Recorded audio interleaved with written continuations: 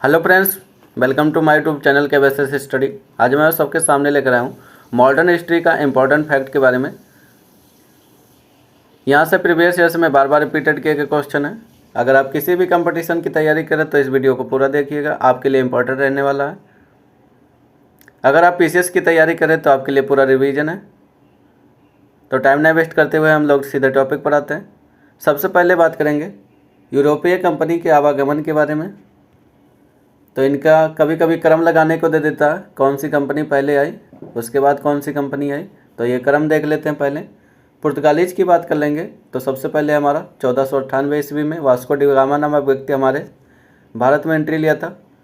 अहमद इब्न मजीद नामक गुजराती पथ प्रदर्शक थे जो कि कालीकट के बंदरगाह पर इसकी सहायता से पहुंचा था हमारा वास्को डी गामा।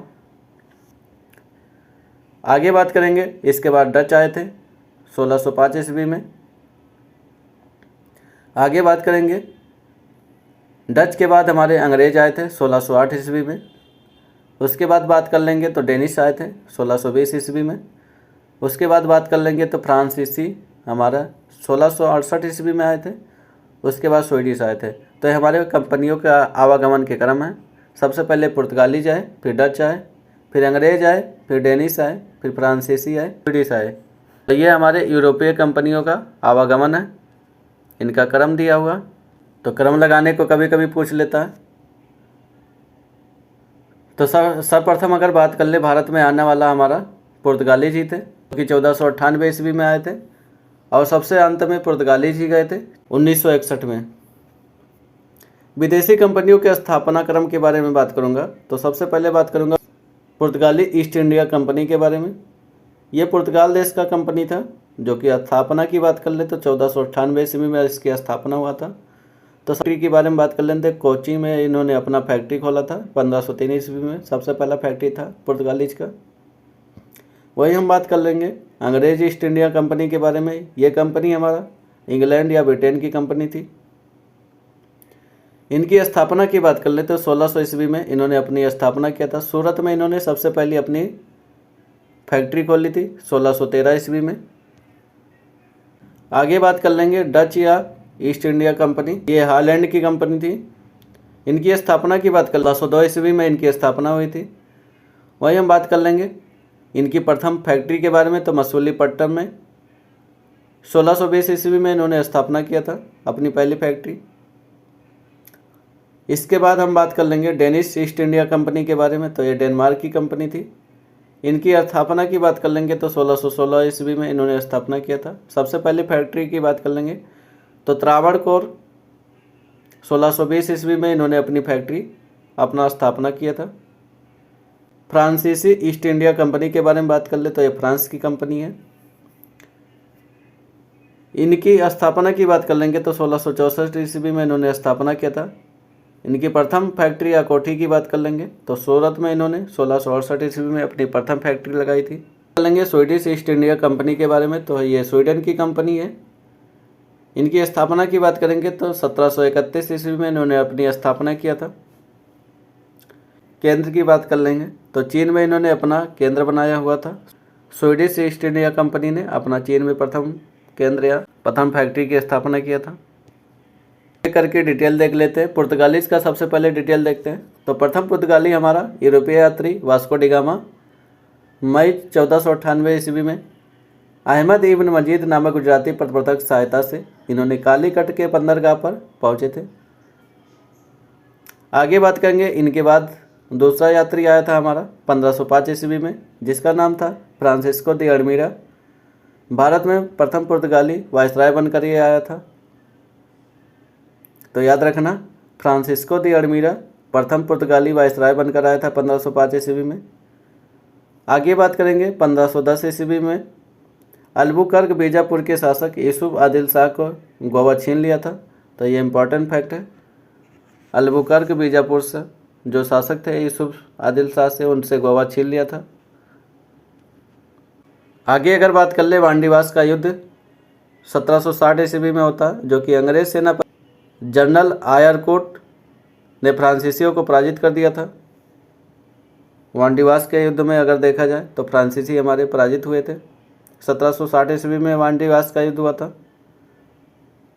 आगे अगर बात कर लेंगे कर्नाटक का युद्ध, अंग्रेज और फ्रांसीसियों के मध्य लड़ा जाता फिर से। तो कर्नाटक का युद्ध याद रखना, अंग्रेज और फ्रांसीसी लड़ते हैं आपस में। आगे बात कर लें अंग्रेज, तो 1599 में स्थल मार्ग से भारत आने वाला प्रथम अंग्रेज जॉन मिल्डन हॉल था, जो कि भारत में आया था। आगे अगर बात कर लेंगे तो 1608 ईस्वी में ब्रिटेन के राजा जेम्स प्रथम के दूत के रूप में कैप्टन हॉकिंग सम्राट अकबर के नाम पत्र लेकर जहांगीर के दरबार में पहुंचता है, जो कि आगरा में। तो जहांगीर के दरबार में पहुंचने वाला हमारा कौन था? कैप्टन हॉकिंग, जो अकबर के नाम पत्र लेकर जहांगीर के दरबार में पहुंचता है आगरा में। आगे बात कर लेंगे 1615 ईस्वी में टॉमस रो ब्रिटेन के राजदूत के रूप में जहांगीर के दरबार में पहुंचता है। तो जहांगीर के दरबार में दो लोग आए, सबसे पहले हमारा कौन आया था? कैप्टन हॉकिंग आया, उसके बाद में टॉमस रो आता है। आगे बात करेंगे 1661 ईस्वी में इंग्लैंड के सम्राट चार्ल्स द्वितीय का विवाह पुर्तगाली राजकुमारी कैथरीन से हो गया। इसके फलस्वरूप क्या हुआ? चार्ल्स को बम्बई को उपहार रूप में देते हैं। आगे बात करते हैं प्लासी का युद्ध के बारे में। तो प्लासी का युद्ध हमारा 23 जून 1757 ईस्वी में हुआ था।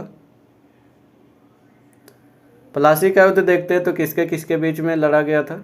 तो बंगाल के नवाब शुजाउद्दौला और अंग्रेज सेनापति रॉबर्ट क्लाइव के मध्य लड़ा गया था। तो प्लासी युद्ध के अगर परिणाम का बात कर लेंगे तो अंग्रेज इसमें विजयी हो गए थे। प्लासी युद्ध का अगर प्रमुख फैक्ट के बारे में बात कर ले तो भारत में ब्रिटिश साम्राज्य की नींव रखी गई थी प्लासी युद्ध के बाद में। प्लासी युद्ध के बाद में भारत में ब्रिटिश साम्राज्य का नींव पड़ जाती है,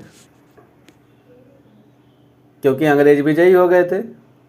हमारे बंगाल के नवाब शुजाउद्दौला जो कि इसमें हार गए थे। अगले युद्ध के बारे में बात करेंगे तो बक्सर का युद्ध के बारे में बात कर लेते हैं। तो 22 अक्टूबर 1764 ईस्वी में बक्सर का युद्ध होता है। अब इसमें देखेंगे तो आप जितने नवाब थे एक साथ मिलकर अंग्रेज से सामना करेंगे। तो बंगाल के नवाब मीर कासिम, अवध के नवाब शुजाउद्दौला, दिल्ली के मुगल सम्राट शाह आलम द्वितीय, ये सब एक तरफ से लड़ेंगे और एक तरफ से अंग्रेज का सेनापति हेक्टर मुनरो इसका सामना करेगा। इसमें अगर बात कर लेंगे तो परिणाम के बारे में तो अंग्रेज फिर से विजयी हो जाते हैं। और इसका फैक्ट के बारे में बात कर ले तो अंग्रेज भारत में वास्तविक सत्ता यहीं से स्थापित कर लेते हैं। बक्सर का युद्ध निर्णायक युद्ध होता है, जो कि यहाँ से वास्तविक सत्ता अंग्रेज का स्थापित हो जाता है भारत में। आगे बात कर लेंगे तो इलाहाबाद की संधि होती है बक्सर के युद्ध के बाद में। शाह आलम द्वितीय इलाहाबाद की प्रथम संधि करता है। 12 अगस्त 1765 ईस्वी में शाह आलम द्वितीय से प्रथम संधि होती है इलाहाबाद की। और द्वितीय संधि अगर बात कर ले इलाहाबाद का तो शुजाउद्दौला के साथ होती है, जो कि 16 अगस्त 1765 ईस्वी में। ये दोनों संधियाँ बहुत इंपॉर्टेंट रहने वाली है, क्योंकि बक्सर के युद्ध के बाद में संधियाँ कर लेते हैं। आगे अगर बात कर ले कर्नाटक के युद्ध के बारे में तो अंग्रेज और फ्रांसीसियों के मध्य कर्नाटक का युद्ध लड़ा गया था। तो प्रथम कर्नाटक के युद्ध के बारे में बात कर लेंगे तो 1746 से 48 के बीच में लड़ा गया था।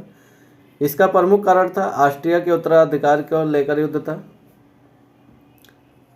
इसमें संधि होती है एक्सला स्लेपला की संधि होती है, जो कि 1748 ईस्वी में हो जाती है, क्योंकि ये युद्ध अनिर्णित था, मतलब अनिर्णायक था, तो इसमें संधि करना पड़ जाता है। आगे अगर बात कर लेंगे कर्नाटक का द्वितीय युद्ध के बारे में तो 1749 से लेकर 54 के बीच में चला था। इसका प्रमुख कारण था कर्नाटक के उत्तराधिकार का युद्ध था। इसमें भी संधि हो जाती है, पांडुचेरी की संधि होती है इसमें 1755 ईस्वी में। यहीं से अंग्रेज मजबूत स्थिति में हो जाते हैं कर्नाटक का द्वितीय युद्ध के बाद। कर्नाटक का तृतीय युद्ध की बात कर लेंगे तो सप्तवर्षीय युद्ध औपनिवेशिक के कारण था ये। इसमें भी संधि करते हैं 1763 ईस्वी में, पेरिस की संधि करते हैं। यहाँ पे फ्रांस का पराजय हो जाता है और अंग्रेज विजयी हो जाते हैं। तो ये हमारा कर्नाटक का 3 युद्ध था। तीनों युद्ध से 3 ही संधियाँ होती, याद रखना। एक्सला स्लेपला की संधि 1748 में हुआ था। पांडुचेरी की संधि 1755 में होता है। पेरिस की संधि बात कर लें 1763 में होता है। तो ये तीनों संधियाँ इंपॉर्टेंट रहने वाला है कर्नाटक के युद्ध में। आगे बात कर लेंगे आंग्ल मैसूर युद्ध के बारे में। आंग्ल मैसूर प्रथम युद्ध के बारे में बात करेंगे तो 1767 से 69 के बीच में ये लड़ा गया था। मैसूर के शासक थे हैदर अली और बंगाल के गवर्नर थे लॉर्ड वेरेस्टल था। इसमें मद्रास की संधि हो जाती है 1769 में। आंग्ल मैसूर द्वितीय युद्ध के बारे में 1780 से 84 के बीच में चला था। इसमें भी हैदर अली शासक थे और वारेन हेस्टिंग इसमें हो जाता, गवर्नर चेंज हो जाता बंगाल का, वारेन हेस्टिंग बन के आ रहा था। इसमें भी संधि हो जाती है, मंगलौर की संधि होती है 1784 ईस्वी में। इसी में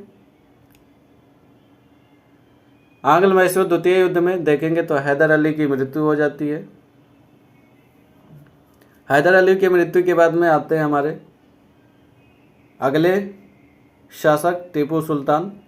तो इनके मध्य भी लड़ा जाता आंग्ल मैसूर का तृतीय युद्ध, जो कि 1790 से 92 के बीच में चला था युद्ध। और इस समय हमारा गवर्नर भी चेंज होता था बंगाल का, लॉर्ड कॉर्नवालिस आ जाता है।